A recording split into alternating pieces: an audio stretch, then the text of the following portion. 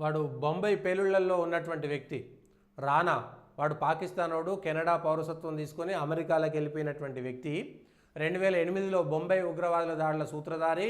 వాడు అమెరికాలో ఉండి భారత్లో బాంబులు పేల్చడానికి డేవిడ్ ఎడ్లీ అనేటువంటి అవకాశం ఇచ్చి అక్కడ నుంచి పంపించి అక్కడ నుంచి పాకిస్తాన్ నుంచి భారత్కు ఉగ్రవాదులు పంపినటువంటి ఒక ఉగ్రవాదిని వాళ్ళ భారతదేశాన్ని తీసుకొస్తున్నారు.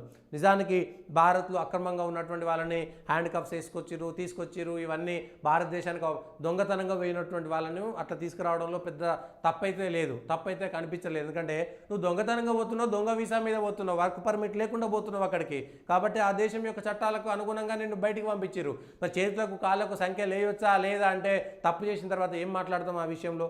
ఇతర దేశాలకు నీకు నచ్చినట్టుగా వెళ్ళి ఎక్కడికెక్కడికో వెళ్ళి మెక్సికో దగ్గరికి వెళ్ళి అక్రమంగా బార్డర్లు దాటి వెళ్ళి నువ్వు తప్పు చేస్తున్నటువంటి విషయం మీకు తెలుసు కదా. అయితే ఇవే ఇవాళ అమెరికాకు సంబంధించి అమెరికా రానా అని వాళ్ళ భారతదేశానికి తీసుకువస్తున్నారు. వాడొస్తే ఇంకా నిజాలు ఏంటి, ఎవడెవడున్నాడు, ఏం జరిగింది, 2008లో జరిగితే ఇప్పటిదాకా ఆ దొంగను భారతదేశంలోకి ఎందుకు తీసుకురాలేదు? 2014 దాకా కాంగ్రెస్ అధికారంలో ఉంది కదా. మరి అమెరికాతో మాట్లాడి కీలక సూత్రధారి అనేటువంటి రానా అనేటువంటి ఎందుకు తీసుకురాలేదు ఇక్కడికి? భారతదేశంలోకి ఎందుకు తీసుకురాలేదు? ఎందుకు వాడిని అరెస్ట్ చేయలేదు? ఇప్పటికి ఇన్ని సంవత్సరాల తర్వాత ఇది మారింది.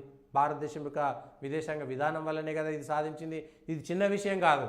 ఇవాళ భారతదేశంలో ఉగ్రదాడులు జరిపి ఇంకో దేశంలో తలదాచుకుందాం అనుకునేటువంటి వాళ్ళకి ఒక హెచ్చరిక.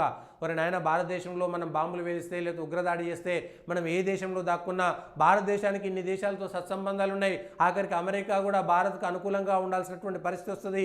ఉగ్రవాదానికి వాళ్ళు వ్యతిరేకంగా ఉన్నారనేటువంటి విషయం వస్తుంది. ఈ దొంగ ఈ రాక్షసుని మనం ఇంతకాలం పాటు ఎదురు చూడాల్సి వచ్చింది. ప్రజలారా ఒకసారి అర్థం చేసుకోండి.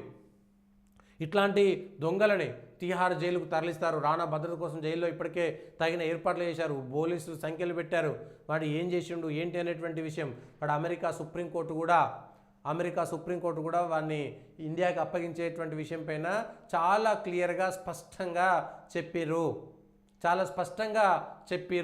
సో ఈ విషయం పైన కూడా అర్థం చేసుకోవాల్సినటువంటి అవసరం భారతదేశ ప్రజలకున్నది.